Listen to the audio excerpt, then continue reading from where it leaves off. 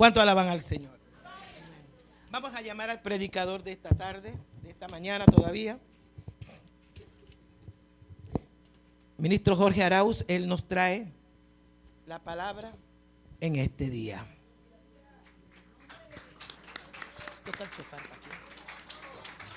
Viene, anunciamos la palabra. Para que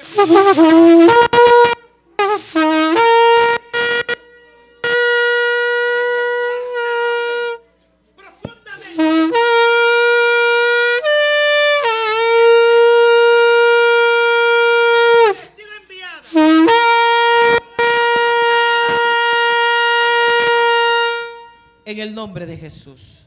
Aleluya, gloria a Dios. Cuando preparaba la palabra, el Señor me hablaba justo sobre la pelea. Cuando una pelea se vuelve repetitivo, ¿qué es? Una guerra. Amén. Ahora sí, ahora vienen los músicos. Pueden bajarse. Gracias. Voy a procurar ser breve. Los jóvenes, algunos se me acercaron que iban a evangelizar a la cinta costera. Santo. Eso es lo que yo interpreté, hermano. No, mentira, ellos van a venir a su vigilia, ellos van a venir a prepararse para lo que Dios tiene para ellos. Amén. Entonces, cuando hablaba sobre o buscaba algo que tuviera que ver con la batalla o con la guerra o con la pelea, hay una palabra que el Señor me daba y me decía estrategia. ¿Por qué? Porque toda batalla tiene que tener una estrategia. Nosotros no podemos simple y sencillamente pretender y emocionarnos y pensar que vamos a tener un culto de guerra espiritual sin entender que tiene que haber una estrategia muy definida en nuestra vida. La estrategia habla de dos cosas. Ahora les voy a mencionar qué significa estrategia, pero la estrategia habla de conocer lo que puede ser y quién es mi enemigo. Pero también la estrategia nos habla de lo que yo debo hacer y de la posición que yo debo tomar, y es lo que ha pasado muchas veces en nuestra vida. Permitimos que el enemigo tome posesión o tome posición en nuestra vida. Por eso es que el Señor nos ha llamado a pelear. Por eso es que el Señor nos ha confrontado todos estos días con nosotros mismos. Nos ha confrontado con cosas que nosotros debemos cambiar. Pero eso que te ha confrontado, iglesia, no es para que tú te detengas. No es para que simple y sencillamente reflexiones sobre eso. Es para que tú te empoderes. Dile a tu hermano, empodérate. Para que tú te empoderes y tomes fuerza y vayas y conquistes. Porque en una pelea hay un ganador y hay un perdedor. Ahora hay uno que ya ganó por nosotros. Amén. En la cruz del Calvario Él ya ganó por nosotros. Pero nosotros no podemos quedarnos tranquilos. Si en esta iglesia se hace lo que se hace, se invierte lo que se invierte, se trabaja lo que se trabaja, es porque esto no es una iglesia pasiva. Esto no es una iglesia que está buscando paz con el enemigo. Porque hay mucha gente que dice, bueno, diablito, yo no me meto contigo para que tú no te metas conmigo. Yo no me meto, es más, yo no oro más, yo no voy a esa vigilia porque cuando voy se me altera y se me levanta el enemigo. Tú no tienes que temer, iglesia. No tienes que temer. Busquen en sus Biblias el libro de Efesios, capítulo 6. Dice la Biblia que el pueblo perece por falta de conocimiento. Si tú vas a una batalla sin conocimiento, vas a morir. Si tú vas a una batalla sin tener en tu vida como respaldo la palabra, vas a morir. ¿Por qué razón? Porque simple y sencillamente no estás preparado. Dice que la palabra estrategia, mientras busca ahí en su Biblia el libro de Efesios 6, dice que la palabra estrategia viene de su origen griego, es estratos, que significa ejército, y egen, que significa guía. Significa que es todo lo que se organiza previamente para dirigir al ejército hacia la guerra. Amén. Ahora vamos a encontrar esa palabra en uno de los textos que vamos a mencionar. Efesios 6 dice el verso 10. Pablo hablándole a la iglesia de Efesios. Recuerden que Pablo es el apóstol que habla más veces sobre temas de guerra espiritual y sobre temas de batalla en el mundo espiritual. Y él dice, por lo demás, fortaleceos en el Señor y en el poder de su fuerza. Revestíos con toda la armadura de Dios para que podáis estar firmes contra las acechanzas o incidencias del diablo. Porque nuestra lucha, escucha esto, no es contra carne y sangre, no es contra sangre y carne, sino contra quién. Y ahora vamos a hablar sobre estos personajes, principados, potestades, contra los poderes del mundo de las tinieblas, contra las huestes espirituales de maldad en las regiones celestes. ¿Dónde? En las regiones celestes. Por tanto, tomad toda la armadura de Dios para que podáis resistir en el día malo, y habiendo hecho todo esto, estad firmes. Inclinen su rostro un momento ahí. Padre bueno, esta tarde te presentamos esta palabra, Dios. Hoy cubrimos esta casa con tu presencia. Hoy atamos y reprendemos todo espíritu de venganza que quiera venir contra esta palabra. Hoy hacemos inoperante todo lo que quiera bloquear la mente, Padre eterno. Porque sabemos que tú traes respiro y liberación para tu casa, Dios. Y te damos gracias por lo que tú harás. En el nombre de Jesús. Entonces Pablo le dice básicamente a la iglesia de Efesios que hay una lucha real. Hay una lucha que es tangible. Es fácil cuando tú tienes un problema y lo identificas y conoces a la persona o conoces la situación. Pero hay cosas que llegan a tu mente, que llegan a tu cuerpo, que tú no sabes de dónde vienen. Por eso es que el apóstol Pablo le dice a la iglesia de Efesios, ¿sabes qué? Acuérdense que en Efesios estaba Timoteo. Cuando hablamos sobre Timoteo y el tema de pelear la buena batalla de la fe, Timoteo era pastor en Éfeso. Entonces ahora él le habla a la iglesia, no le habla a Timoteo, habla una carta general y le dice, yo les he hablado de batallas, yo les he hablado de peleas, pero quiero que entiendan que esta pelea no aplica en el mundo natural solamente. Está en el mundo espiritual y está organizada y orquestada por el enemigo dentro de su estructura demoníaca. ¿Por qué es eso? Lo que dice este texto y describe es la estructura de niveles y jerarquías que hay en el mundo espiritual que quieren atacar nuestra vida. Y lo primero que nosotros debemos saber, el apóstol Pablo le dice, ustedes tienen que saber que esto no aplica en el mundo natural. Que esto no va a aplicar en el mundo que tú conoces o lo que tus ojos naturales ven. Aquí hay una estructura demoníaca diseñada para contrarrestar a la iglesia. Y lo dice Pablo. Vamos a 2 Corintios capítulo 10. Voy a ir avanzando rápido con los textos porque quiero llegar por lo menos a definir parte de la estructura de nuestra batalla o de nuestra pelea o de nuestra guerra espiritual. 2 Corintios capítulo 10 verso 3 dice, pues aunque andamos en la carne, nuevamente le dice Pablo, tu lucha no es contra carne y sangre. Y te dice, aunque tú andes en la carne, o sea, aunque tú seas un ser vivo, nuestra lucha, no luchamos según la carne. Porque las armas de nuestra, estoy leyendo otra versión, seguro la suya dice milicia, en esta dice, las armas de nuestra contienda no son carnales, sino poderosas en Cristo Jesús. ¿Para qué? Primero, te dice que tú vives en un mundo natural. Es cierto que tienes situaciones naturales.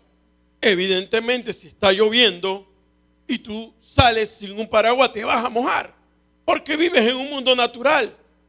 Si tienes una enfermedad, te va a afectar tu cuerpo porque vives en un mundo natural. Pero él le dice, entiende algo. Primero le dice que nuestra lucha no es contra carne ni sangre. Pero luego le dice, aunque andes en la carne, no luchamos según la carne, porque nuestras armas, diga nuestras armas, son sus armas. Son las armas que Dios nos ha dado a nosotros para contrarrestar en esta batalla. Dice, no son carnales. Pero ¿sabes qué sí son? Son poderosas en Cristo Jesús para la destrucción de fortalezas. Ochorumas, ahora vamos a hablar un poco de eso. Destruyendo especulaciones y todo razonamiento altivo. Mira, hace 3 señalamientos. Habla de fortalezas, especulaciones y razonamiento. Porque lo primero que el enemigo te va a atacar es la mente. Lo primero, mira, porque en la mente tú tomas tus decisiones. Dice la Biblia que de donde se originan las guerras, del corazón. En otra versión actualizada dice de la mente. Significa que en tu mente es el primer lugar que Él va a querer atacar en esta batalla. Por eso es que te habla de un pensamiento altivo. Mi esposa, mientras ministraba, decía fuera la arrogancia, porque hay gente, el razonamiento altivo no es otra cosa que la arrogancia. Eso es el razonamiento altivo.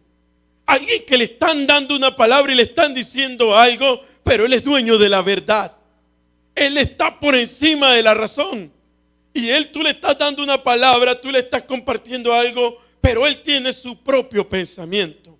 Entonces lo primero que el Señor, o lo primero que tú debes procurar con estas armas espirituales, es que tu pensamiento no esté por encima del pensamiento de Dios. La Biblia lo dice, porque mis pensamientos son mayores y mejores que los tuyos, mayores o mejores. Entonces sigue diciendo el texto, que se levanta contra el conocimiento de Dios. Estas tres cosas que hay que atacar, hay que atacarlas porque se levantan contra el conocimiento de Dios. Que esa relación que tú has aprendido a tener en Dios, porque ya tú lo has aprendido. Entonces, viniste, te convertiste, empezaste a asistir a la iglesia, empezaste a trabajar. Hay algo que conoces de Dios, conoces a un Dios que te sacó del mundo, que te sacó del lodo cenagoso, pero luego viene el enemigo y te llena y te entenebrece con estas tres cosas para levantarse contra ese conocimiento de Dios. Sigue diciendo, y escucha esto, poniendo todo pensamiento en cautiverio a la obediencia de Cristo y estando preparado para castigar la desobediencia cuando la obediencia de ustedes sea completa.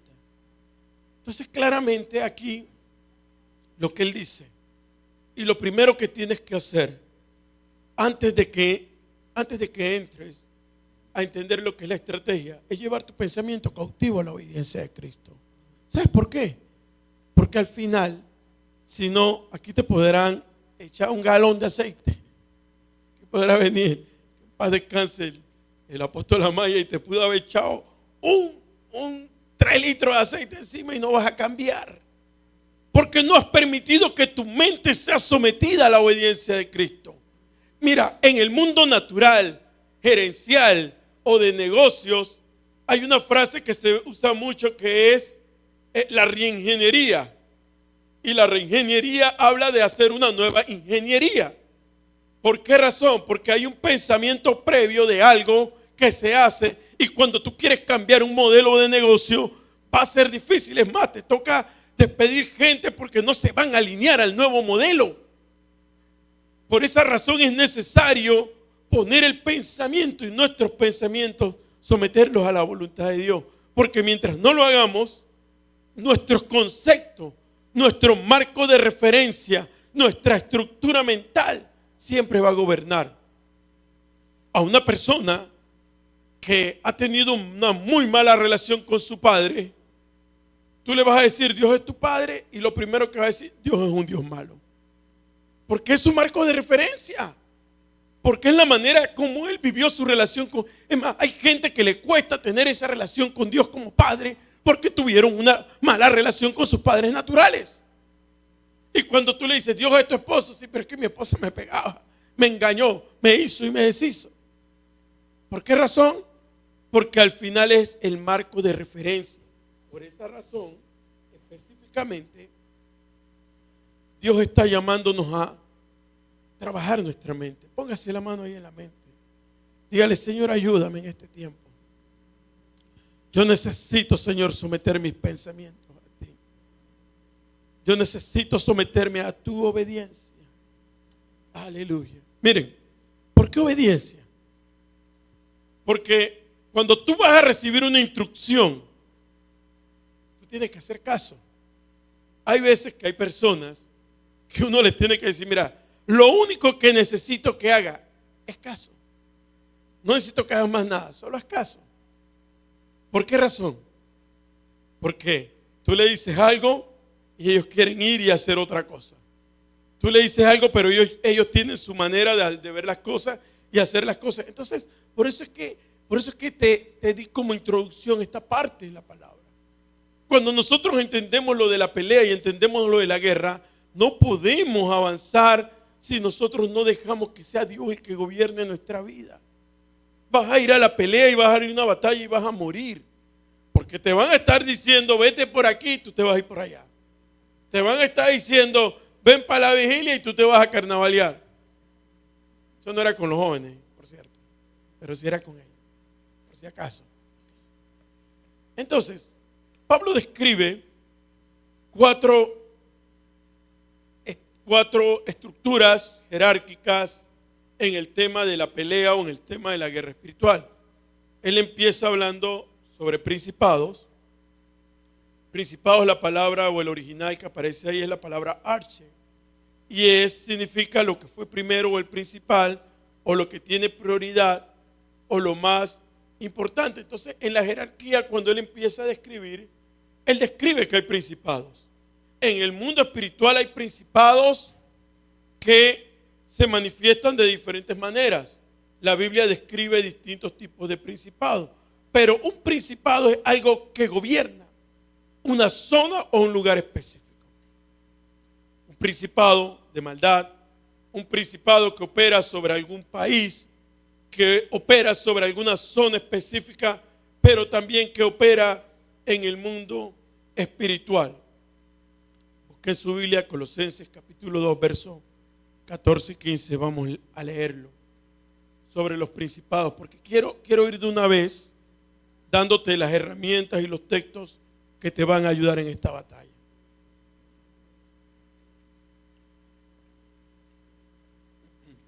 Colosenses 2, Colosenses, hermano, no colonenses. Ese libro no está en la Biblia. Dice que colonenses, la hermana allá dice que bien, mira, Dios no puso en la Biblia ahí. Colosenses capítulo 2, versos 14 y 15. Mira lo que dice Pablo hablando de principados. Entendemos que nuestra lucha no es contra carne ni sangre, sino empieza el texto contra principados. Y mira lo que dice Pablo luego a los colosenses cuando le habla sobre los principados. Dice, él anuló el acta que había contra nosotros, que por sus decretos nos era contraria, y la ha quitado de en medio al clavarla en la cruz. También despojó a los principados y las autoridades y los exhibió como espectáculo público, habiendo triunfado sobre ellos en la cruz del Calvario. Imagínate, porque ¿qué pasa cuando hablamos de guerra espiritual? La gente se asusta, porque vamos a hablar sobre los principados, pero la gente se asusta porque dice, no, eso me da como miedo. ¿Por qué te tiene que dar miedo? Si a mí me dice, escucha esto, cuando yo busqué el original de la palabra acta, dice que es un documento legal, es la fianza que decía que tú debías pagar por tus errores. Eso era lo que era un acta en ese momento. Y mira lo que te dice, lo que le dice Pablo a los colosenses. Mira cómo empieza. Él anuló. ¿Tú sabes qué es anular?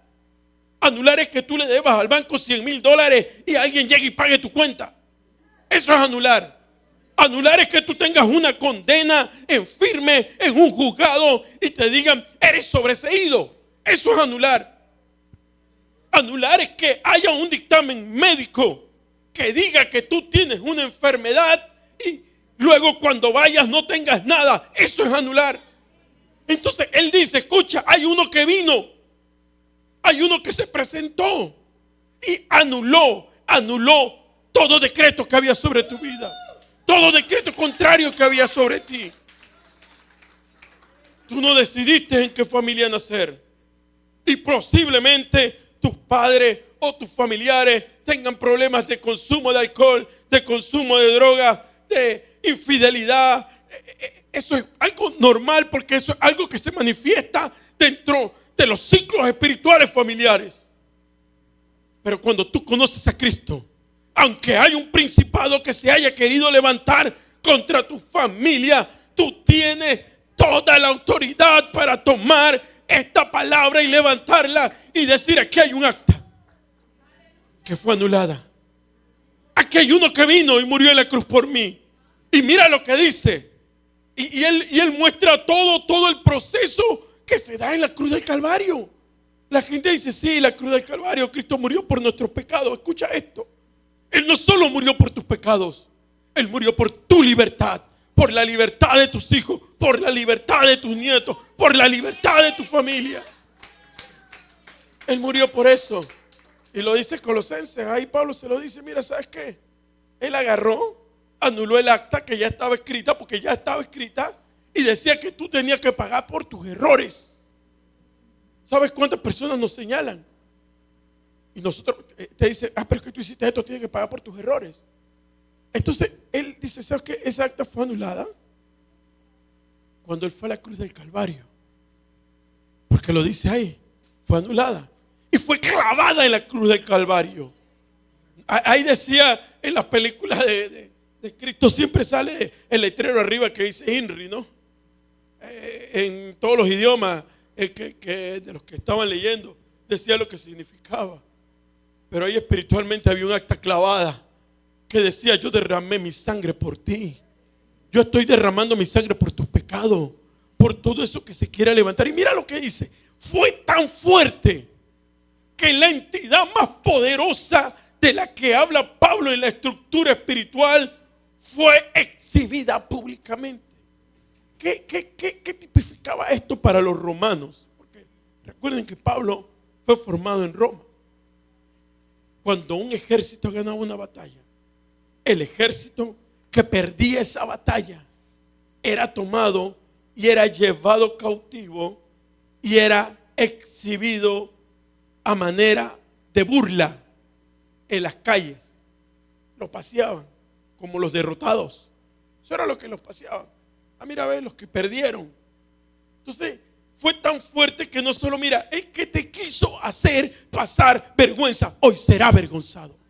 El que te quiso hacer sentir que tú eras un derrotado, hoy será derrotado y avergonzado.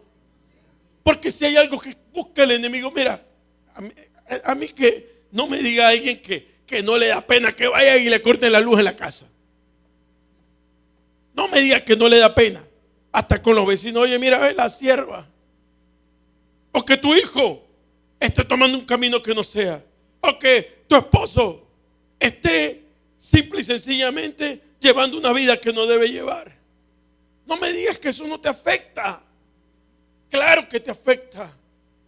Pero porque te quiere avergonzar y te quiere hacer sentir avergonzado y derrotado. Porque el que era derrotado era avergonzado y era paseado. Avergonzado totalmente. Pero Dios, dice la Biblia, que los tomó y los exhibió públicamente.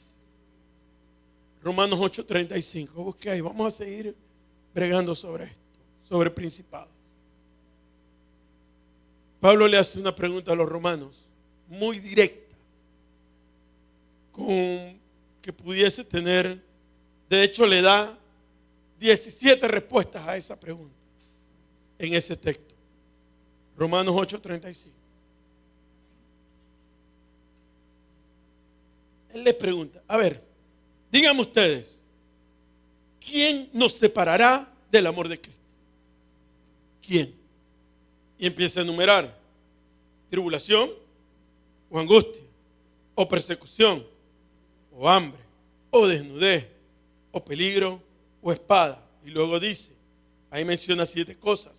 Como está escrito, por tu causa somos muertos todo el tiempo, fuimos estimados como ovejas para el matadero. Más bien, en todas estas cosas somos más que vencedores por medio de aquel que nos amó. Por lo cual estoy convencido, escucha esto, y este es el problema de muchos cristianos en las iglesias. Son simpatizantes del evangelio. Les gusta el movimiento pentecostal, les gustan los coritos de David Ansaba y brincan y se mueven y de vez en cuando le entra la chiripiolca también. Pero cuando tienen un momento difícil de angustia, persecución, espada, desnudez, hambre, entonces hasta ahí les llegó el gozo. Hasta ahí les llegó. Y mira lo que dice él, porque yo estoy convencido. Significa que a mí, aunque me digan lo contrario, aunque me digan otra cosa, aunque alguien me diga algo totalmente distinto, no me interesa. Diga, estoy convencido. No me interesa lo que digas. Yo estoy convencido, le dice Pablo a ellos, que ni la muerte, ni la vida, ni ángeles, ni principados, ni lo presente, ni lo porvenir, ni poderes, ni lo alto, ni lo profundo, ni ninguna otra cosa creada nos podrá separar del amor de Dios que es en Cristo Jesús, nuestro Señor, nuestro Señor. Entonces mira, a Él hace y él recapitula una serie de cosas en el mundo natural, pero también en el mundo espiritual. Y Él nuevamente dice, ¿sabes qué? Aunque haya una estratagema del enemigo, aunque haya una estrategia del enemigo que quiera hacer levantar principados contra mi vida, contra mi familia, contra mis hijos, nada de esto me debe mover de la posición en la que yo estoy. Pero nos mueve, es una realidad. ¿Sabes por qué nos mueve? Nos mueve porque nosotros permitimos que esto ocurra. Nos mueve porque nosotros no tomamos nuestra verdadera posición en Dios. Y eso es a lo que Dios nos está llamando en esta mañana. Ahora vamos a retomar lo de principados, pero quiero dejarte los 4 conceptos que habla Pablo. Te los voy a mencionar rápido. Gobernador, que habla de gobernadores, que es cosmocrato, hace referencia a los que reinan en este mundo y obedecen a Satanás. Aplica las estrategias que ese principado crea, él aplica las estrategias. El otro dice que son las autoridades o exousias, que ellos se les ha delegado y se les ha autorizado para operar de manera decisiva en determinada jurisdicción. Y aquí voy a hacer un alto, mira. Principados, gobernadores y autoridades. Hay autoridades en el mundo de las tinieblas que operan legalmente, ilegalmente también. Ilegalmente porque son diseñados o ordenados por Satanás, pero operan legalmente porque, como dice la Constitución en Panamá, creo que es la Constitución, que los servidores públicos solo pueden hacer lo que la ley les permita. Eso es así. Escucha esto. Ellos solo pueden hacer lo que tú les permitas. Las autoridades en el mundo espiritual.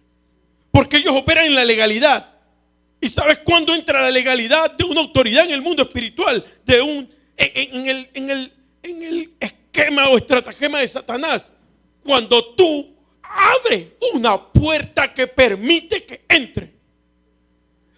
Por eso él opera legalmente dentro de tu ilegalidad.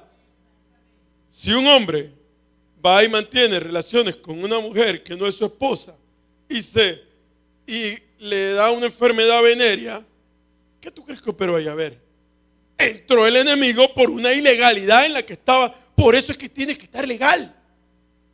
Por eso es que tienes que estar legal. Esto no se trata, es que esto quiere ser lo más santo. No, es que hay un mundo espiritual real que está al acecho. Ellos tienen así ya listo el dictamen de lo que pueden hacer y solo están esperando que tú le des la oportunidad de que tú le abras la puerta. Entonces, por eso es que después pasa lo que dice Pablo, así mismo como Cristo avergonzó a los demonios en la cruz del Calvario, a los principados, así mismo tú luego eres avergonzado. Una persona que tiene una posición de confianza en una empresa, es cristiano, todo el mundo sabe que es creyente, y salga de la empresa porque robó, eso lo hace el enemigo. Mira, el enemigo nunca te va a querer bendecir. Él siempre te va a querer destruir. Entonces, dentro del esquema que habla Pablo, está este nivel de las autoridades que operan dentro de la ilegalidad que tú estés. Entonces, por eso es que, mira, una iglesia donde no se predique de pecado, donde no se predique de santidad, es una iglesia donde la gente está destinada a irse al infierno. Porque la ilegalidad los va a alcanzar. Porque si a ti todo el tiempo te dice, mira, Dios te va a bendecir, que la lucha espiritual es para ganar y la batalla y esto y lo otro y la emoción, eso es un momento. Pero tú tienes que entender que esto es de vida o muerte. Tú tienes que entender, escucha esto, que aunque tú no lo creas, es tu problema. Porque Pablo lo dijo, aunque tú creas que todo lo que ocurre en el mundo es natural, hay un mundo espiritual que opera. ¿Lo creas tú o no lo creas tú? El último elemento que utiliza es las huestes de maldad, que dice que es la palabra neumáticos, no de carro, es de aire. Espiritual se refiere a la esfera espiritual y es una esfera invisible. Y ya en algún momento ampliaremos cada uno de estos. Pero quiero enfocarme en los principados. La Biblia describe varios principados. Cuando el hombre, el endemoniado gadareno, le preguntan quién eres y él le dice legión. Ahí hay una legión de demonios. Habla de Belcebú. Cuando la serpiente va y opera en la desinformación, hablando con Eva. Y hay un mundo espiritual, pero también hay una contraparte espiritual. Cuando tú lees en Isaías capítulo 11, Isaías capítulo 11 es el texto donde se describe la venida de Cristo. Y en el verso 2 dice: y reposará sobre él el espíritu del Señor, espíritu de sabiduría, de inteligencia, espíritu de consejo y de poder, espíritu de conocimiento y de temor de Dios. Entonces, escucha esto. Sí hay un mundo espiritual, pero desde el inicio, el propósito de que Cristo viniera, muriera y viniera el Espíritu Santo a nuestra vida, es que nosotros tuviéramos, como parte de hijos de Dios, tuviéramos espíritu de sabiduría, que supiéramos lo que tuviéramos que hacer. Los principados operan con estrategia. Hablamos al principio de estrategias. Así como Dios nos muestra estrategias a nosotros como iglesia, haz un campamento aquí para jóvenes internos, porque usted dice que es una vigilia, para mí es un campamento. Ellos van a venir a su retiro espiritual aquí, porque ellos van a estar 36, no sé, más de 36 horas aquí, recibiendo en una clínica intensiva del Espíritu Santo. Eso no se lo reveló un hombre a los líderes. Eso no es una idea. Ellos dirán, fue una idea que se me ocurrió. No, Dios se lo puso en el corazón, porque lo que va a ocurrir en este lugar va a ser tan grande que vamos a ver una generación diferente. Amén. Vamos a ver una generación distinta. Entonces el enemigo también utiliza estrategias. Segunda de Corintios capítulo 2 verso 10. Dice: pero a quien perdonéis algo, yo también lo perdono, porque en verdad lo que yo he perdonado, si algo he perdonado, lo hice por vosotros en presencia de Cristo. Escucha esto: para que Satanás no tome ventaja sobre nosotros, pues no ignoremos sus ardines o sus estrategias. Y cuando yo buscaba esa palabra específicamente, era básicamente su modus, su noema, o la manera como él se esfuerza mentalmente para obtener un producto final. O sea, su estrategia o su manera de pensar va a ir enfocada para tomar ventaja contigo. Mira lo que dice, literalmente. Y me gusta este texto por varias razones. Él empieza hablando del perdón. Y voy a empezar hablando de algunas estrategias que tienes que hacer y que el Señor puso en mi corazón que te dijera. Dice que no debemos ignorar las acechanzas del diablo o sus estrategias o sus pensamientos, porque si no él va a tomar ventaja con nosotros. Pero él empieza hablando del perdón. Y uno dice, espérate, él está hablando del perdón y después cambia a otra cosa. ¿Y sabes por qué Dios habla del perdón ahí? Porque hay algo que tenemos que entender. Que una de las cosas donde Satanás ataca es en nuestras emociones y nuestros sentimientos. Hay gente que le ha abierto puerta al enemigo por causa de no haber perdonado a alguien. Mira, aún sus padres están muertos y todavía siguen con resentimientos con ellos.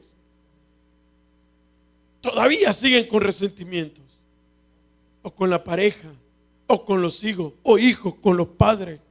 Entonces, una de las cosas donde Satanás toma ventaja en una guerra, porque eso pasa. Escucha esto. Si un país pequeño tiene que pelear contra una gran potencia, ¿quién tiene la ventaja? esta gran potencia. ¿Por qué? Porque tiene más armamento, tiene conocimiento, quizás su ejército es más grande. Eso es en el plano natural. Por eso es que el apóstol Pablo le dice en este texto a la iglesia de los Corintios: no ignores o no. Aquí la palabra que usa ignorar, aunque ignorar pareciera desconocer, pero aquí la palabra que usa en el original ignorar no es desconocer. Eso es como cuando tu niño pequeñito te está jalando la ropa y te está pidiendo algo, tú lo estás ignorando. Tú lo estás ignorando, tú no le estás haciendo caso. Pero tú sabes que está ahí. Entonces lo que Pablo le está diciendo: no ignores, porque tú sabes que el problema está ahí y lo estás ignorando. Sabes que tienes que pedir perdón y lo estás ignorando. Sabes que hay resentimiento en tu vida y lo estás ignorando, porque tú crees que de esa manera va a seguir pasando los días. Pero viene Satanás y toma ventaja sobre tu vida. Y entonces después te preguntas por qué pasa lo que pasa.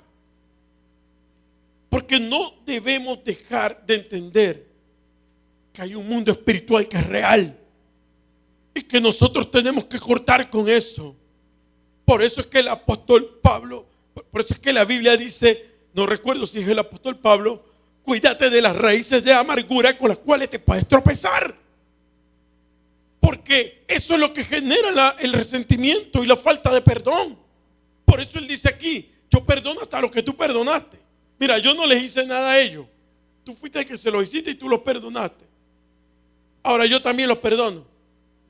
Delante de Cristo lo hago, dice. O sea, aquí no hay manera de que yo te perdono de los dientes para afuera. No, es de corazón. Porque esa raíz se tiene que arrancar desde lo más profundo de tu ser para que el enemigo no tome ventaja. No podemos ignorar eso y no podemos dejar esa puerta abierta.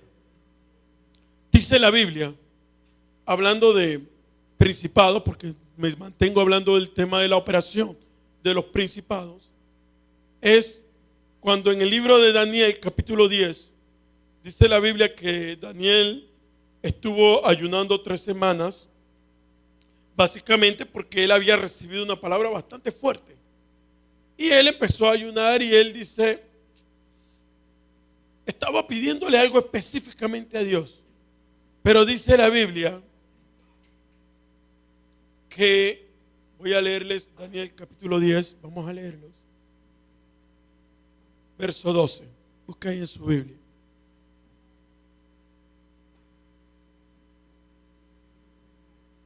Dice, entonces me dijo: no temas, Daniel, porque desde el primer día en que te propusiste en tu corazón entender y humillarte delante de tu Dios, escucha esto, entender y humillarte.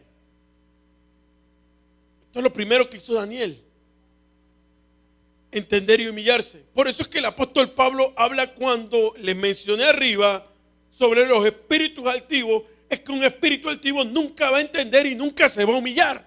Por eso es que el enemigo ataca tu mente y trata de crear estos pensamientos en ti, justo porque el poder de entender algo y de humillarse es tan fuerte que mira lo que le dice: desde el primer día en que propusiste en tu corazón entender y humillarte delante de Dios, fueron oídas tus palabras, y a causa de tus palabras he venido. O sea, cuando tú te humillas y entiendes que hay una palabra que tienes que ejecutar, automáticamente hay una respuesta de parte de Dios a tu vida. Cuando tú abres tu corazón a la palabra, cuando tú abres tu corazón y dejas que todo ese resentimiento y todo eso que ha estado en tu vida operando muera,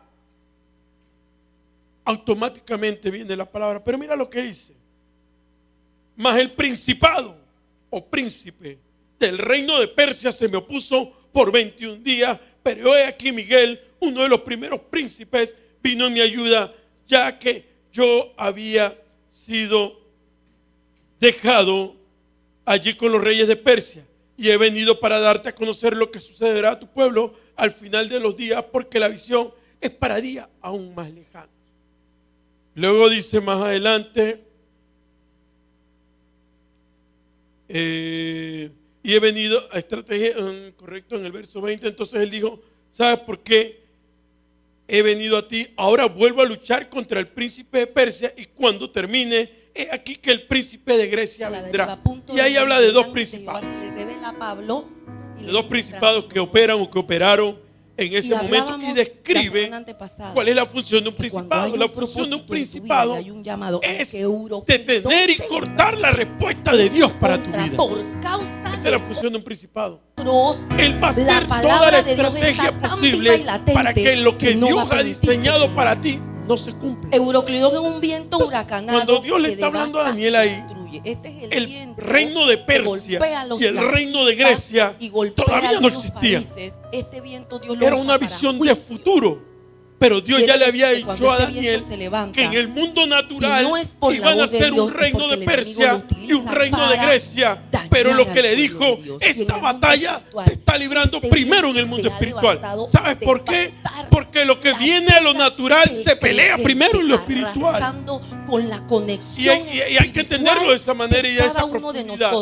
Y ha hecho que nosotros menguemos y perdamos la fe y dejemos de amar y cuestionar. Hay posiciones, hay liberaciones que se pelean en lo espiritual a niveles de principados, porque están diseñadas para ti.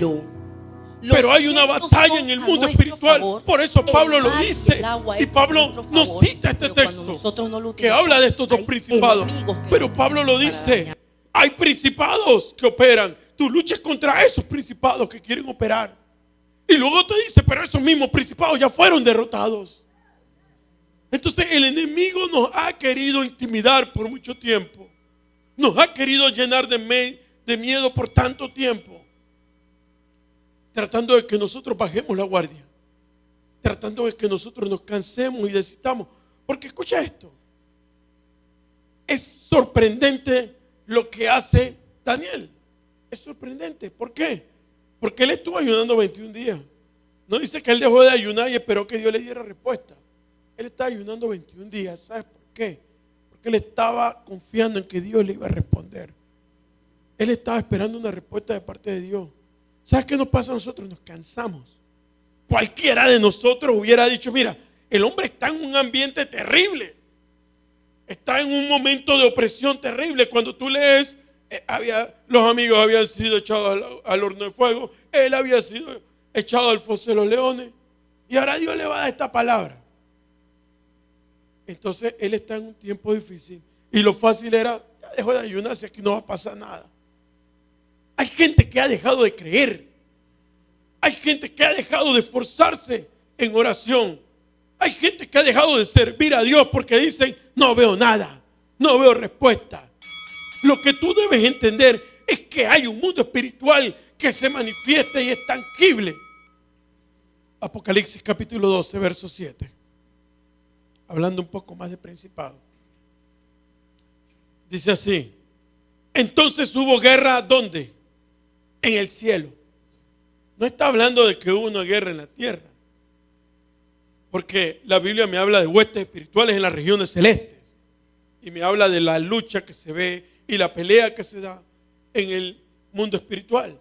Miguel y sus ángeles combatieron contra el dragón, y el dragón y sus ángeles lucharon, pero no pudieron vencer, ni se halló ya lugar para ellos en el cielo. Y fue arrojado el dragón, la serpiente antigua que se llama Diablo y Satanás, el cual engaña al mundo entero. Fue arrojado a la tierra y sus ángeles fueron arrojados con él. Y oí una gran voz en el cielo que decía: ahora ha venido la salvación, el poder y el reino de nuestro Dios y la autoridad de su Cristo, porque el acusador de nuestros hermanos, el que acusa delante de nuestro Dios día y noche, ha sido arrojado. Cuando la Biblia describe, y puede leer el capítulo completo, a este dragón, habla que tiene 7 diademas, que significan 7 principados o 7 estructuras demoníacas que operan en nuestros tiempos y han operado a través de todo el tiempo. Pero mira lo sorprendente de este texto. Nuevamente, el acta que fue abolida o fue, que hablamos en Colosenses, lo habla aquí, dice: nuevamente, porque el acusador de nuestros hermanos, porque para que haya un acta, que es una fianza que debes pagar, tiene que haber un fiscal que le emita, tiene que haber un acusador que le emita, tiene que haber alguien que se haya levantado en tu contra y emita ese edicto. Y es lo que dice él, escucha esto: el acusador de nuestros hermanos, el que te acusa delante de nuestro Dios día y noche, ha sido arrojado, es decir, ha sido desterrado y no tiene poder sobre la cruz de Cristo. Porque lo dice ahí, no tiene poder sobre la cruz de Cristo. Amén. Entonces, cuando empecé a buscar algunos principados, es difícil determinar la cantidad de principados. Tendría que tomarme un poco más de tiempo, pero habla de 7 diademas, 7 espíritus. La Biblia describe cuando los 7 demonios que regresan, los 7 espíritus que tenía María Magdalena, pero hay 7 espíritus que se manifiestan. Está el de Moloch, Belcebú, Baal, Asmodeo, Zeus, Diana y el espíritu del anticristo. Son 7 principados que se manifiestan.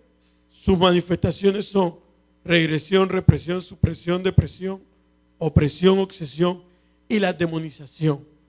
Voy a hablarles del primer término, que es la regresión, pero no es el término psicológico, sino es el que me habla Lucas capítulo 9, versos 61, 62.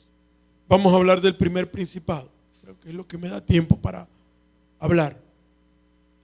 Dice, versión Dios habla hoy: otro le dijo, Señor, quiero seguirte, pero primero déjame ir a despedirme de los de mi casa. Y Jesús le contestó, el que pone la mano al arado y sigue mirando atrás, no sirve para el reino de Dios.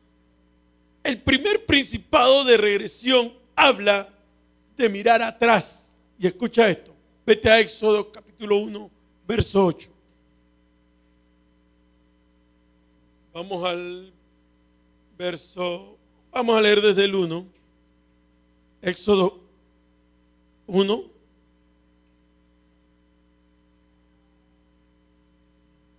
Dice, estos son los nombres de los hijos de Israel que entraron en Egipto con Jacob, cada uno entró con su familia: Rubén, Simeón, Leví, Judá, Isaacar, todas las tribus que están aquí. Y Aser, todas las personas que le nacieron a Jacob fueron 70.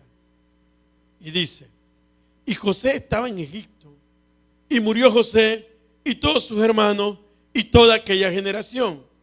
Y dice, y los hijos de Israel fructificaron y se multiplicaron y fueron fortalecidos, aumentados y fortalecidos en extremo, y se llenó de ellos la tierra. Escucha esto importante. Cuando hay un destino, el destino se va a cumplir. Y si hay algo que no le gusta al enemigo, es verte a ti fructificar. Si hay algo que no le gusta a un principado de regresión, es verte a ti que ya no fumas, que ya no tomas alcohol, que ya no consumes droga, que pagas tus deudas. Porque él ataca las finanzas y atacó tus finanzas mucho tiempo. Pero entonces te quiere traer a la regresión. Y mira lo que dice después. Entre tanto se levantó en Egipto, sobre Egipto, un nuevo rey que no conocía a José y dijo al pueblo: he aquí el pueblo de los hijos de Israel es mayor y más fuerte. Ahora pues seamos sabios para con él, para que no se multiplique y acontezca que viniendo guerra, él también se una a nuestros enemigos y pelee contra nosotros y se vaya de la tierra. Entonces pusieron sobre ellos comisarios de tributos que los molestasen con sus cargas y edificaron para Faraón ciudades de almacenaje. Regresión. Ya ellos habían llegado a un nivel espiritual y un nivel de bendición. Pero mira lo que dice: pensemos. Cuando yo tomo esta palabra pensemos, tengo que irme a lo que el Nuevo Testamento me habla de los ardiles o de los pensamientos del enemigo contra mi vida. Significa, esto no era el pensamiento de un hombre. Esto no era un hombre, esto no era un jefe que te la montó, como decimos. Esto no era alguien que en el trabajo se puso contra ti. No. Esto es el mismo infierno levantándose contra tu vida. Esto no se trata de tu vecino, no se trata de tu esposo, no se trata de tus hijos. Es el enemigo siembra una semilla en su mente para que Él ejecute. Por eso hay una estructura. Y por eso es que ellos crean una estructura y ponen gente a cargo de ellos para que los opriman. Porque es una de las cosas que ocurren con los principados. Los principados vienen para oprimir y para reprimir. Pero ¿qué hicieron aquí? Llegaste a un nivel, llegaste a una posición, empezaste a ser bendecido por Dios, pero de pronto volviste a caer en el mismo problema, volviste a caer en la misma situación, volviste a tener una situación que te afectó. De eso me habla el principado de Éxodo o de Egipto, de regresión. Es cuando Dios ya te sacó del lodo cenagoso, es cuando Dios ya te extendió la mano y tú regresas. ¿Y sabes qué? Hay mucha gente en las iglesias regresando y poniendo su mirada atrás. Por eso es que el mismo Jesús lo dijo: el que mira para atrás no sirve para el reino. Porque cuando tú empiezas a mirar para atrás, mira, hay gente que inclusive cuando estaban en el mundo, en su fechoría y en lo que hacían, consideran que les iba mejor, pero sin la vida eterna. Y dice: ay, cuando yo estaba en el mundo yo no tenía que estar pidiendo plata prestada, ni limitándome, porque yo tenía y los bolsillos, y lloran, hermano. Están escribiendo el libro de Lamentaciones 3 ahí, de tanto llorar, hermano. ¿Por qué razón? ¿Por qué te tienes que lamentar del pasado? ¿Por qué te tienes que lamentar de ese mundo? Ay, no, pero es que hoy, un día como hoy, domingo de carnaval, yo estaba en la tabla con las manos arriba, recibiendo agua. Porque eso es lo que el enemigo quiere traer. Cuando el enemigo trae estos pensamientos: ay, es que mi amiga, la que siempre me ayudaba, y ahora no me quiere porque yo no parqueo con ella. Que se vaya con su plata. Porque tú lo que necesitas es a Dios en tu vida. Tú no puedes volver atrás, iglesia. Tú no puedes volver atrás y dejar que eso afecte tu vida. No te olvídate de ese pasado. Dios te pondrá gente en tu camino. Y como yo un día lo dije, yo ya no quiero escuchar más testimonios, y no me malentiendan. Cuando hacía referencia a eso, hago referencia de que yo quiero vivir mis propios testimonios. Eso es lo que tú tienes que hacer. Ay, que me alegro del testimonio del hermano. Sí, me alegro, claro que me alegro. Pero empieza a subir y a contar los tuyos. Empieza a pelear tu batalla. Empieza a decirle: Señor, yo voy a empezar a tomar posición correcta. Salmo 107, verso 11. Porque fueron rebeldes a la palabra de Dios y despreciaron el consejo del Altísimo. Aquí este salmo empieza a explicar por qué hubo ese cambio en la vida del pueblo de Israel. Humilló pues sus corazones con trabajo, tropezaron y no hubo quien los socorriera. Entonces, porque mira, voy a hacer una pausa aquí. A veces Dios te bendice tanto que te olvidas quién fue el Dios que te bendijo. A veces Dios te da tanto que te olvidas quién fue el Dios que te lo dio. Entonces empieza a ser un mal agradecido. Cuando no tenías nada, aquí quería llegar, el culto empezaba a las 10:30, estaba a las 9 de la mañana sentado allá afuera esperando que abriera la iglesia. Cuando era servicio, aquí venían 10, 20, 30 personas a servir. Pero luego tienes y Dios te ha dado y te olvidas que fue Dios el que te lo dio. Y fue lo que le pasó al pueblo de Israel. Por eso cayeron en cautividad nuevamente. Por eso tuvieron esa regresión. Cuando tú dejas de ser agradecido con Dios, eres un candidato a la regresión. Cuando tú dejas de ser agradecido con la sangre que fue derramada en la cruz del Calvario, eres un candidato óptimo para volver al mundo y para volver al pecado del que Dios te sacó. Aleluya. Y mira lo que dice: entonces clamaron a Jehová en su angustia, y Él los libró de sus aflicciones. Los sacó de las tinieblas y de la sombra de muerte y rompió sus ataduras. Porque eso es lo que Él hace. Pero tiene que haber un corazón dispuesto, iglesia. Tiene que haber alguien dispuesto a confrontar. Mira, tú no puedes seguir recibiendo solo golpes.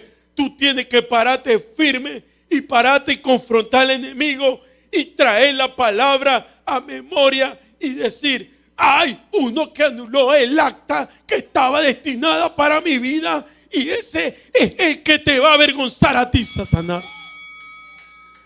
Yo no puedo seguir permitiendo que un principado de Egipto, que un principado de opresión, que un principado de regresión ataque mi vida y ataque mi mente. Porque voy a terminar mal. No, créeme, aunque hoy no lo veas así, va a terminar mal. Y tienes que empezar. Mira, Dios te ha librado de muchas cosas. Los músicos que pasen, por favor. Dios te ha librado de muchas cosas. Dios ha tenido tanta misericordia de ti, tanta.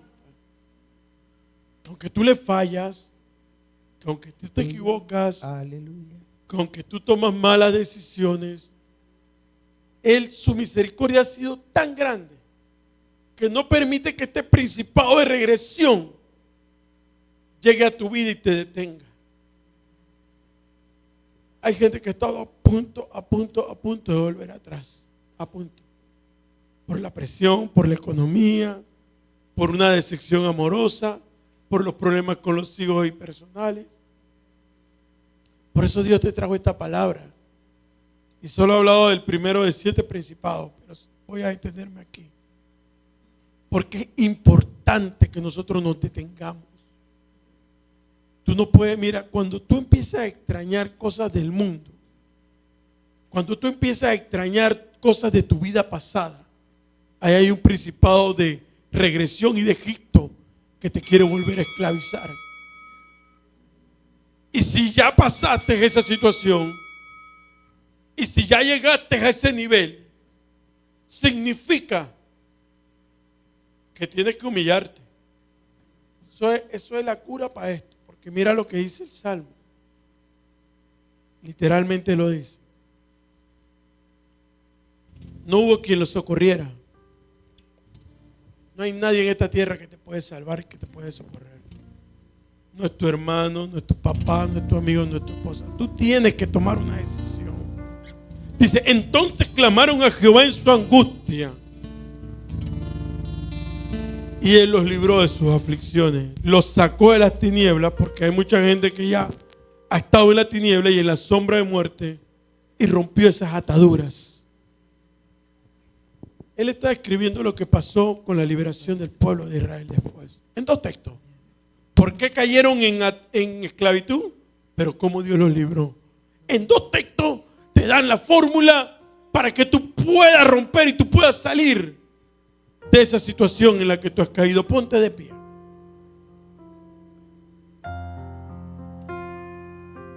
Hay situaciones que el enemigo ha traído a tu vida, pero hay situaciones que tú has provocado a tu vida. Pero a mí la Biblia me habla de forma muy clara. Escucha esto. Cuando Daniel estaba en el foso de los leones, Daniel estaba dormido. La cosa más ilógica del mundo.